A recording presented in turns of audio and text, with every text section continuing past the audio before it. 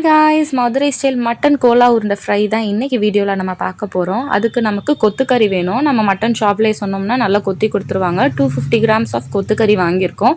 அதை நல்லா மஞ்சள் தூள் போட்டு வாஷ் பண்ணி ஃபில்டர் பண்ணி வச்சுக்கணும் தண்ணியெல்லாம். இப்போ இதோட என்னென்னலாம் ஆட் பண்ணணும் அப்படின்றது எல்லாத்தையுமே நான் உங்களுக்கு வீடியோலேயே போட்டிருக்கேன். அந்த நம்பர்ஸ் ஆஃப் திங்ஸ் எல்லாம் ஆட் பண்ணிக்கோங்க. இது எல்லாத்தையுமே நம்ம மிக்சியில் அரைச்சி எடுக்க போகிறோம். நமக்கு குவான்டிட்டி கம்மி அப்படின்றதுனால நம்ம மிக்சியில் அரைச்சிக்கலாம். நம்ம குவான்டிட்டி ஜாஸ்தியாக எடுக்கிறோம் அப்படின்னா இந்த திங்ஸ் எல்லாமே மல்டிபிள் பண்ணிக்கோங்க. கிரைண்டரில் போட்டு கூட நீங்கள் ஆட்டி எடுத்துக்கலாம்.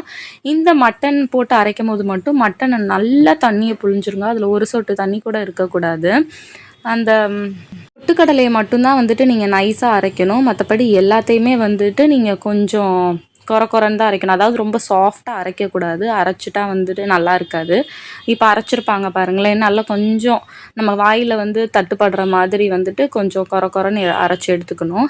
இது எல்லாத்துலேயுமே கொஞ்சம் தண்ணி விட்டுருக்கோம். வெங்காயத்துலேயும் தண்ணி விட்டுருக்கோம், தேங்காய்லையும் தண்ணி விட்டுருக்கோம்.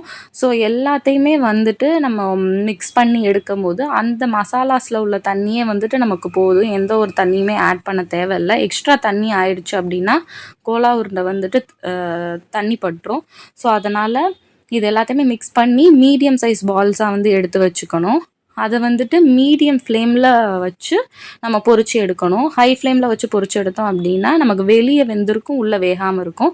ஸோ மீடியம் ஃப்ளேமில் நல்லா பொரிச்சு எடுத்துகிட்டு அந்த பபிள்ஸ்லாம் வந்தோடனே அடங்கினோடனே எடுத்தோன்னா நமக்கு நல்ல golden fry Madurai style mutton கோலா உருண்டை ரெடி ஆகிடும். உங்கள் வீட்டில் நீங்கள் ட்ரை பண்ணி பார்த்துட்டு எப்படி இருக்குது அப்படின்றத கமெண்ட் செக்ஷனில் கமெண்ட் பண்ணுங்கள். உங்கள் ஊரில் எப்படிலாம் பண்ணுவீங்க அப்படின்றதையும் கமெண்ட் செக்ஷனில் கமெண்ட் பண்ணுங்கள். இந்த மாதிரி வீடியோஸ்லாம் பார்க்கணும் அப்படின்னா நம்ம சேனலை சப்ஸ்கிரைப் பண்ணி வச்சுக்கோங்க. தேங்க்யூ.